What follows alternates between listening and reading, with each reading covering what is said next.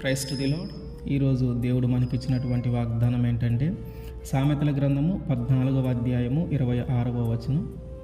యెహోవా యందు భయభక్తులు కలిగి ఉండుట బహుధైర్యము పుట్టించును. ఆమెన్.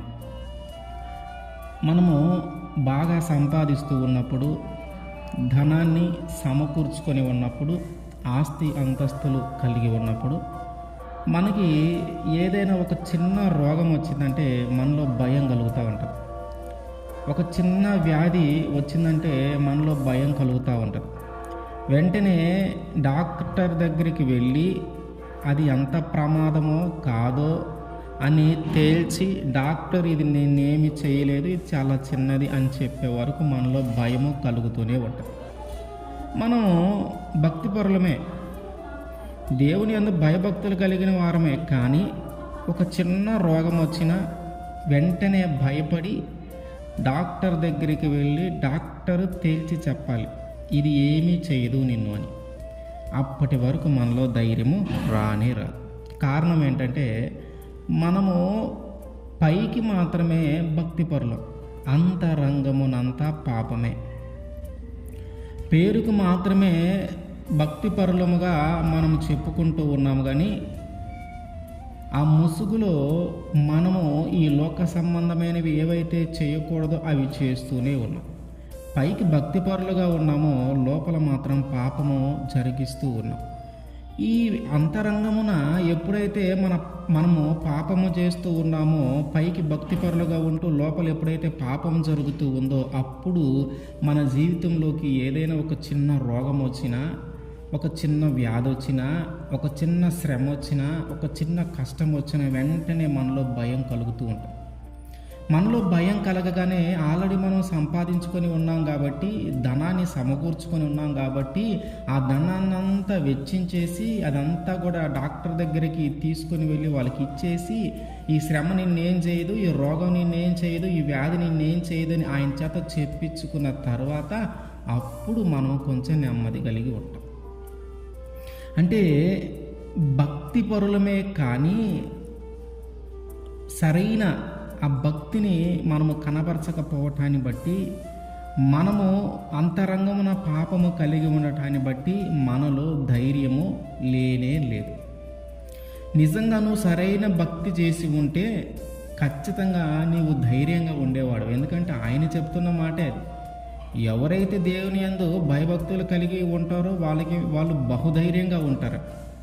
కేవలం మనమేం చేస్తూ ఉన్నామంటే, కేవలం నేను భక్తి కలిగిన వాడిని, యేసుక్రీస్తు వారంటే భయభక్తులు కలిగిన వాడిని అని మనం చెప్తూ ఉన్నామంతే.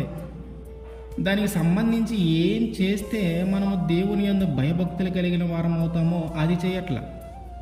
అంటే నీతిగా జీవించటం, యథార్థవంతంగా జీవించటం, మోసం చేయకుండా ఉండటం, దొంగతనం చేయకుండా ఉండటం, వ్యభిచరించకుండా ఉండటం, మన మాట సరిగా ఉండటము, ఇవన్నీ చేస్తే అప్పుడు నువ్వు భక్తిపరుడుగా ఎంచబడతావు. ఇవన్నీ మనం చేయకుండా మనం పేరుకు మాత్రమే దేవుని యందు భయభక్తులు కలిగే వారము అని చెప్పుకుంటూ ఉన్నాం అంతే.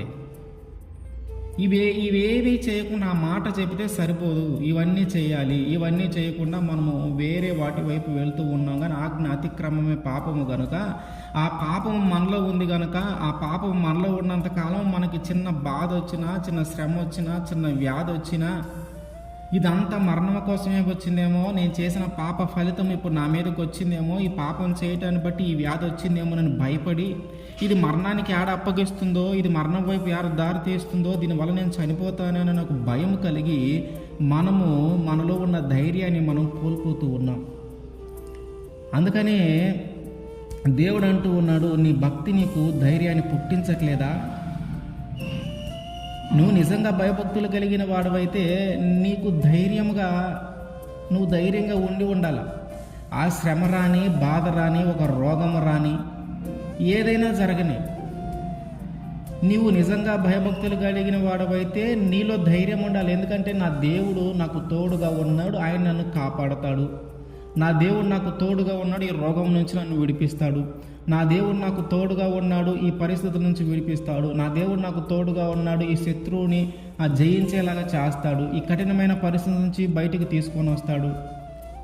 ఈ మాటలు మనము ఎప్పుడు చెబుతాం? ఎప్పుడు చెప్పగలుగుతాం? ఇంత ధైర్యంగా మనం ఎప్పుడు ఉండగలుగుతాం? మనము నిజంగా భక్తిపరులమైతే, మనము నిజంగా దేవుని యందు భయభక్తులు కలిగిన వారమైతే మనం ఖచ్చితంగా ఈ మాట చెబుతాం. ప్రతిదానికి మనం భయపడం. ప్రతిదానికి భయపడి ఉన్న ధనాన్నంతా పోగొట్టుకోం. ఉన్న ధనాన్నంతా వాటి కోసం వెచ్చించాం. సంపాదించినంత దానికోసం వెచ్చించాం. నిజంగా మనము భయభక్తులు కలిగిన వారమైతే మనలో ఒక ధైర్యం ఉంటుంది. ఇది నన్నేం చేయలేదు, ఈ పరిస్థితి నన్నేం చేయలేదు, ఈ పరిస్థితిలో దేవుడు నన్ను ఖచ్చితంగా కాపాడుతాడు, ఆయన నన్ను వదిలిపెట్టి వెళ్ళిపోడు, ఆయన ఒంటరిగా నన్ను వదిలేసి వెళ్ళిపోడు, ఆయన నాకు ఖచ్చితంగా తోడుంటాడు, నన్ను రక్షిస్తాడు, నన్ను కాపాడుతాడు, ఇవేవి నన్ను ఏమి చేయలేవనే ఒక మాట మనం చెప్పగలగాలి. మనలో అంత ధైర్యము ఉండాలి. యోబు గారు తను మొత్తం కోల్పోయాడు. మొత్తం కోల్పోయిన తర్వాత ఆయన స్నేహితుడు అయినటువంటి ఎలీఫజు వచ్చి మాట్లాడుతూ ఉన్నాడు. నువ్వు ఇంతకుముందు చాలామందికి సహాయం చేసావు, ఇంతకుముందు చాలామందికి బుద్ధి నేర్పావు, చాలామందిని బలపరిచావు, చాలా కుటుంబాలను ఆదరించావు, చాలామందిని ఆదుకున్నావు. అయితే ఈరోజు నీకు శ్రమ వచ్చింది, ఈ శ్రమ వచ్చిందని నువ్వు బాధపడుతూ ఉన్నావు, శ్రమ వచ్చిందని దుఃఖపడుతూ ఉన్నావు, నీ భక్తి నీకు ధైర్యం పుట్టించట్లేదా అంటున్నాడు. నీ భక్తి నీకు ధైర్యం పుట్టించట్లేదా? నువ్వు నిజంగా భక్తి చేసావా లేదా? ఇవాళ ఒక బాధ వచ్చిందని, ఇవాళ ఒక శ్రమ వచ్చిందని నీ యొక్క పరిస్థితి అతలాకుతలం అయిపోతూ ఉంది. ఈ పరిస్థితుల్లో నువ్వు ధైర్యంగా ఎందుకు ఉండలేకపోతా ఉన్నావు? నిజంగా నువ్వు భక్తి చేయలేదా? నీ భక్తి నీకు ధైర్యం పుట్టించట్లేదా అని అడుగుతూ ఉన్నాడు. యోబు గారు ఏం మాట్లాడుతూ ఉన్నాడు? దేవుడే ఇచ్చాడు, దేవుడే తీసుకున్నాడు అంట. దేవుడి నుంచి మనం ఎప్పుడు మంచి జరగాల, మనం ఎప్పుడు సంతోషాన్ని అనుభవించాలా, దుఃఖాన్ని అనుభవించకూడదా అంటూ ఉన్నాడు. ఏం జరిగినా ఆయన చూసుకుంటాడు. దేవుడే ఇచ్చాడు, దేవుడే తీసుకుంటాడు, కావాలంటే మళ్ళీ దేవుడే ఇస్తాడు. అసలు ఆ మాటే ధైర్యం. ఆ మాట చెప్తూ ఉన్నాడంటే ఆయన ఎంత ధైర్యం కలిగి ఉండాలి? ఆయన అంత ధైర్యం కలిగి ఉండటానికి కారణం ఏంటంటే ఆయన యొక్క దేవుని యందు ఆయనకున్నటువంటి నమ్మకం, ఆయన యొక్క భక్తి. ఆయన భయభక్తులతో జీవించాడు కాబట్టి ఆయన ఖచ్చితంగా ఆ మాట అంత ధైర్యంగా ఆ మాట చెప్పగలుగుతూ ఉన్నాడు. మనము భయభక్తులతో జీవించలేదు కాబట్టి ఒక శ్రమ రాగానే, ఒక శోధన రాగానే, ఒక వ్యాధి రాగానే, ఒక నష్టం జరగగానే మనలో ఉన్న ధైర్యాన్ని మనం కోల్పోయి భయపడుతూ ఆ సమస్యను పరిష్కరించుకోవటానికి ఏ డాక్టర్ దగ్గరకో, ఏ లాయర్ దగ్గరకో, ఏ పెద్ద అనే వాళ్ళ దగ్గరకో వెళ్తూ ఉన్నాం. వచ్చిన సమస్యను గురించి ధైర్యంగా నిలబడి మోకాళ్ళు వేసి ప్రార్థన చేస్తే దేవుడే అన్నీ చక్కగా జరిగిస్తాడు. ఆ మోకాళ్ళేసి ప్రార్థన చేయకుండా వేరే వాళ్ళ దగ్గరికి ఎన్నిసార్లు వెళ్ళినా ఉపయోగం ఏముంది?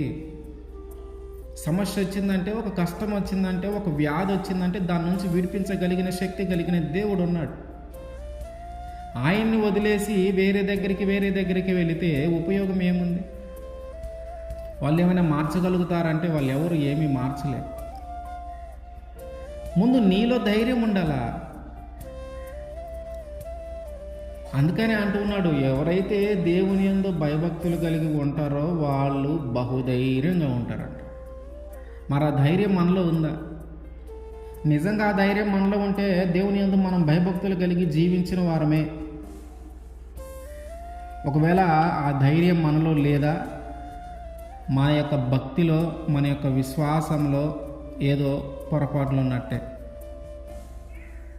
పైకి మాత్రమే మనం భక్తిపరమని చెప్పుకుంటూ ఆ భక్తిలో ఉన్న శక్తిని అనుభవించలేకపోతా ఉన్నాం.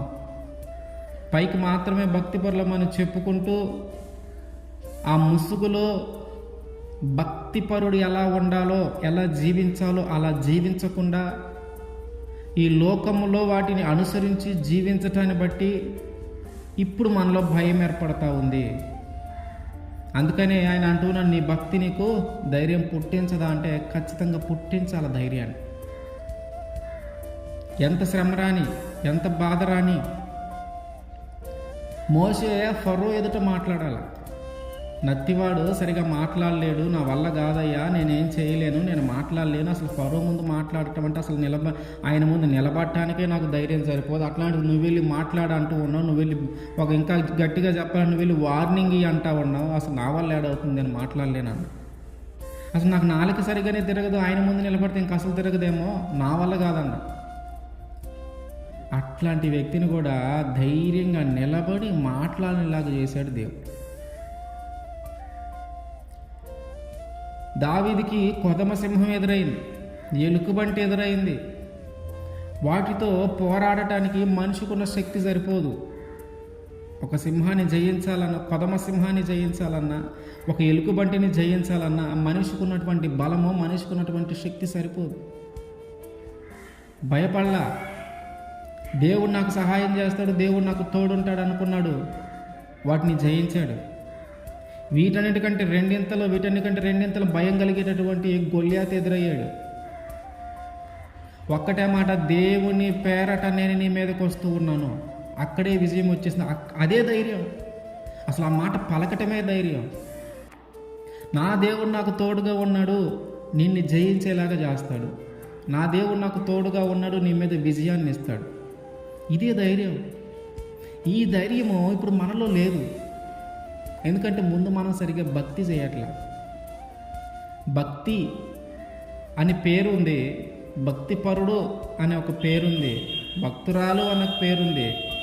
కానీ వాస్తవంగా ఆ భక్తిపరుడు లేదా భక్తురాలు ఎట్లా ఉండాలో అట్లా లేము. ఏం చేస్తే దేవుని యందు భయభక్తులు కలిగిన వారు అని దేవుడు అంటా ఉన్నాడో ఆ మార్గంలో మనం లేము.